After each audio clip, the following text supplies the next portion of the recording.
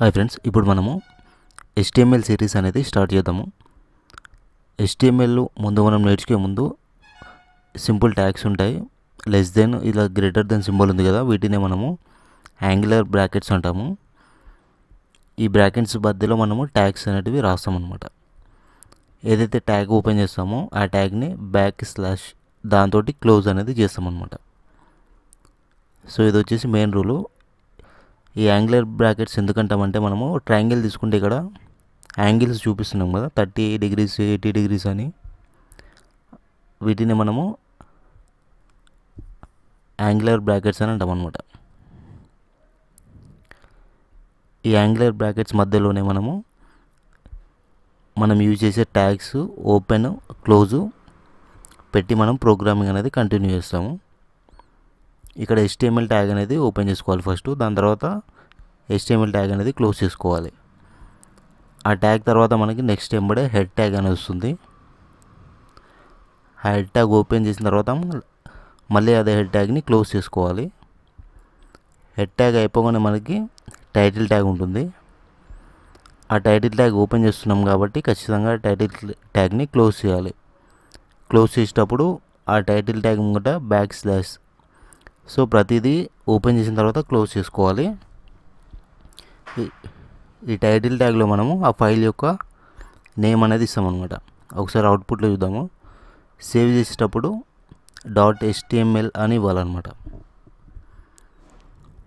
ఆ ఫైల్ యొక్క నేమ్ ఇచ్చేసి .html అని ఇవ్వాలి. సో ఫైల్ నేమ్ వచ్చేసి నేను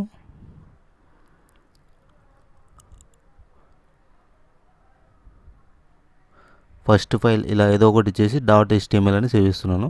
ఇక్కడ ఫైల్ నేమ్ అని ఇచ్చాను, ఫైల్ నేమ్ .html. ఇక్కడ ఆల్ టైప్స్ అనేది సెట్ చేసుకోవాలి మనము.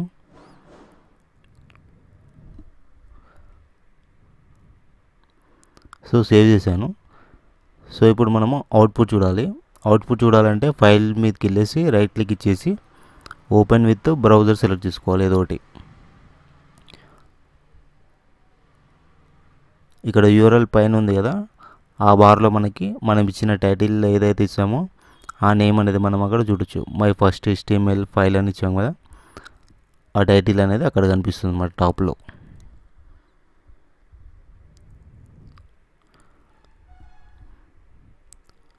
హెడ్ కింద మనము బాడీ ట్యాగ్ అనేది ఓపెన్ చేసుకొని ఆ బాడీలో మనము కంటెంట్ అనేది రాసుకుంటాం అన్నమాట. HTML లాంగ్వేజ్లో మనకి ఎర్రర్స్ అనేటివి చూపించదు అనమాట. అవుట్పుట్ ఖచ్చితంగా ఏదో ఒకటి ఇస్తుంది, ఎర్రర్స్ అనేటివి రావు మనకి.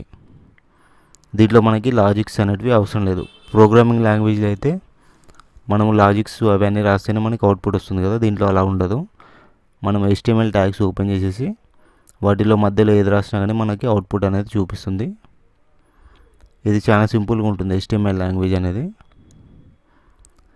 మనము జావా డెవలపర్ అయినా, .NET డెవలపర్ అయినా, PHP డెవలపర్ అయినా, ఏ డెవలపర్ అయినా కానీ మనకి మినిమం నాలెడ్జ్ అనేది ఉండాలి HTML, CSS, బూట్స్ట్రాప్ వీటిపైన.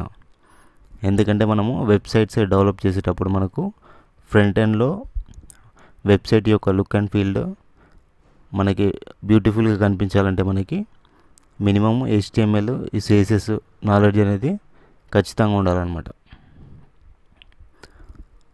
సో ఈ విధంగా మనము బేసిక్ ట్యాగ్స్ అనేటివి ఓపెన్ చేసుకోవాలి. ఆ ట్యాగ్స్ మధ్యలో మనము కంటెంట్ అనేది రాసుకోవాలి. ఫైల్ సేవ్ చేసేటప్పుడు .html అని పెట్టుకోవాలన్నమాట. సో ఈ విధంగా మనము HTML ఫైల్స్ అనేటివి రన్ చేస్తాము.